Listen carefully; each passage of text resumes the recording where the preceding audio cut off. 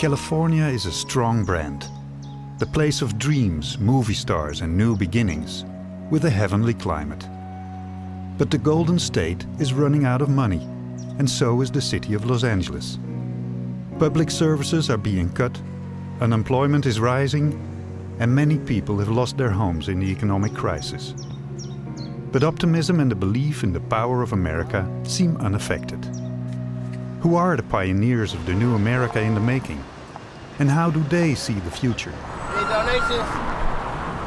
Like to donate? Any donations? To firefighters of Los Angeles County? You don't like to donate, sir? Any change, quarters, anything helps, sir? Any donations, ma'am, to the firefighters of Los Angeles County Fire Department? Any loose change, quarters, anything else, ma'am? The fire department needs money? Yes, ma'am. We're suffering through the massive budget cuts. LA County, LA City, basically anywhere in California. All money's welcome! There's lack of equipment. We're cutting back.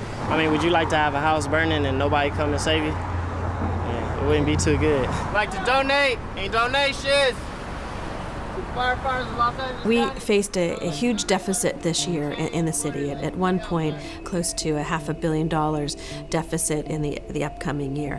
What we've had to do is reduce many of the services potentially that we'd have, look at how we get back to the core services what a municipality is supposed to provide. We were almost potentially going to get down to zero on our reserve fund. What that means is if we had any kind of emergency, we had some natural disaster, which unfortunately Los Angeles often has had, an earthquake, fires, we wouldn't have the cash to be able to respond. And this is a crisis that we're facing in this country and the state and the city, and that we don't want to become a third world country. We can be eternally optimistic, but if your optimism is blinding you to necessarily some of the problems that you face, it's going to be a revolving door and a cycle that we can't get out of. LA was a huge hotbed in regards to the whole subprime borrowers. It's been a very large amount of people, that have been millions of people, I would say, that have been affected by this.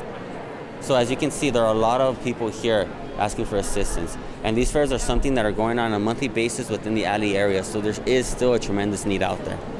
Where do people go after they are thrown out of their house? Where many people go, either they move in with family or they just try to look for somewhere to go rent. So a lot of things where we've seen is that people have been moving in. You have maybe 2 or 3 families living in one unit, because a lot of people have maybe some of these people haven't lost their homes, but they've lost their jobs. So we're seeing a lot of kids coming back home to their parents' home, or we're seeing families combine, because the situation is very difficult right now.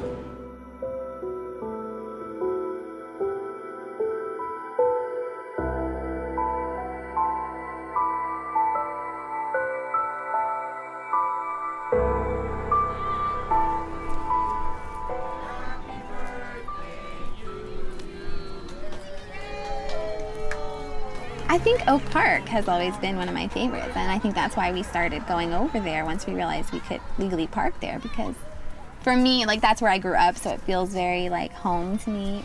I feel comfortable there. I just love it. I love all the big oak trees. It just makes me feel like my childhood, and it's so peaceful. Hey, baby.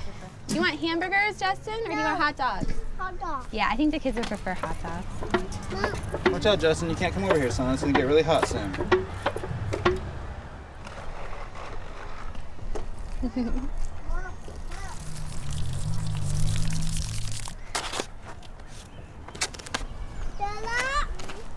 put this soap on.